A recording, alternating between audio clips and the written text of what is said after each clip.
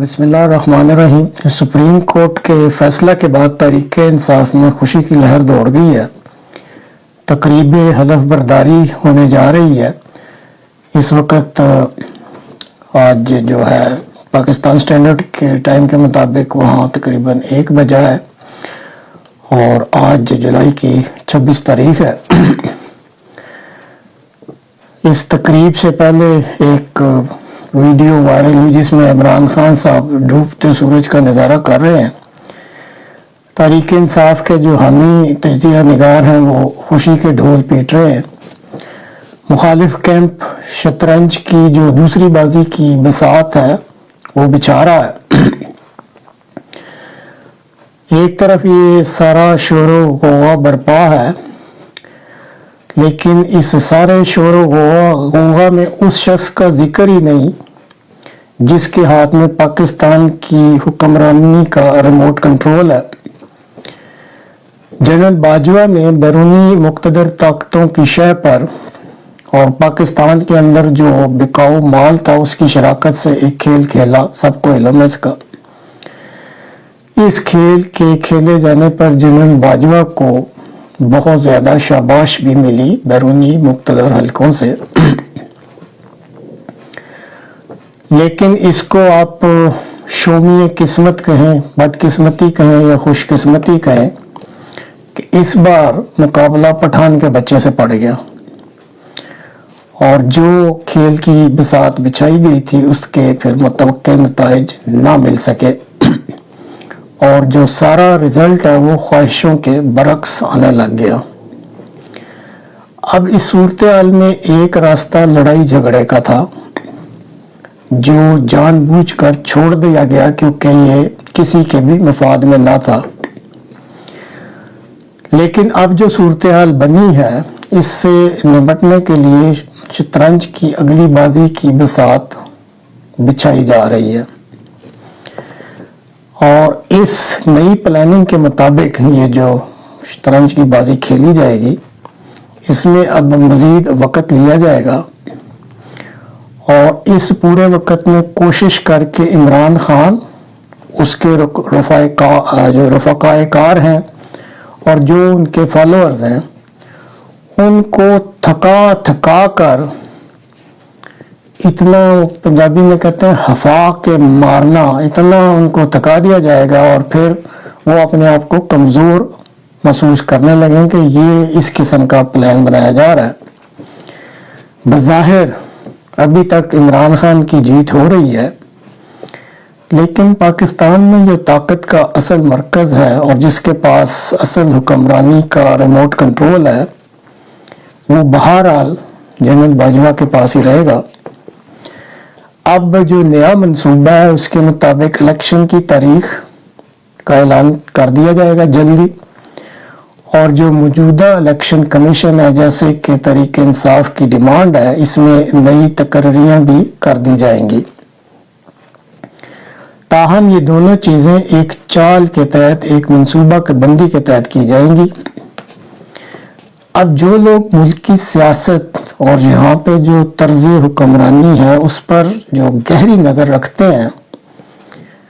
और अगर वो फॉलो कर रहे हैं जब से ये मसला शुरू हुआ है तो उनको जनरल बाजवा के वो अल्फाज हमेशा जहन में रखने चाहिए और कईयों को याद भी होंगे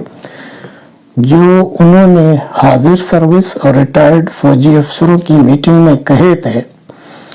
कि वो दोबारा इमरान खान को कभी पावर में नहीं आने देंगे और बकौल उनके अगर वो दोबारा पावर में आ जाता है तो पाकिस्तानी फौज के जो सरबराह मैटर करते हैं उनकी और अमेरिका की मिली भगत से इस खित्ता में जो स्ट्रेटेजिक गेम प्लान बनाया जा रहा है उसमें रखना पड़ जाएगा क्योंकि इमरान खान इस सारे नुक्ता नज़र का मुखालिफ है।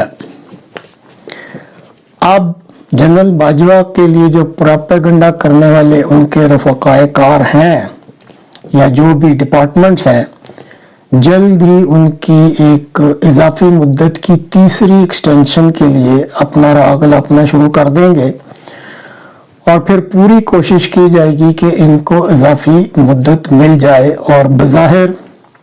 صورت بھی ایسی ہی لگ رہی ہے۔ اب الیکشن کی تاریخ کا اعلان بھی کر دیا جائے گا، الیکشن کمیشن میں بھی تقرریاں کر دی جائیں گی، لیکن اس سے پہلے اگر اضافی مدت کا فیصلہ ہو جاتا ہے اور ان کو اضافی مدت مل جاتی ہے، اور ساتھ ہی پھر ٹیکنوکریٹ کی ایک عبوری حکومت بھی چونکہ آئین کے مطابق قائم کرنی ہوتی ہے جس نے الیکشن کرانا ہے، تو وہ لے آئی جائے گی۔ پھر جو ہی اضافی مدت مل جاتی ہے جنرل باجوہ صاحب کو، تو اس پلان کے مطابق یہ جو ٹیکنوکریٹس کی حکومت عبوری طور پہ قائم کی جائے گی، اس کو کہا جائے گا کہ یہ مزید اپنا کام جاری رکھیں، کیونکہ ان کی اس طرح کی مدد کی جائے گی کہ جو فوری مسائل ملک کو درپیش ہیں ان پر کچھ حد تک قابو پانا شروع کر دیں گے۔ اب یہ پلان کیوں ہے کہ اگر عبوری حکومت یا ٹیکنوکریٹس کی حکومت کو مزید اضافی مدت دی جاتی ہے تو اس طریقے سے پھر عمران خان صاحب کو پاور سے باہر رکھا جا سکے گا۔ گو بظاہر الیکشن کی ڈیٹس کا اعلان ہو چکا ہوگا اور یہ پریشر آئے گا کہ الیکشن کرایا جائے، لیکن جیسے کہ بتایا ہے کہ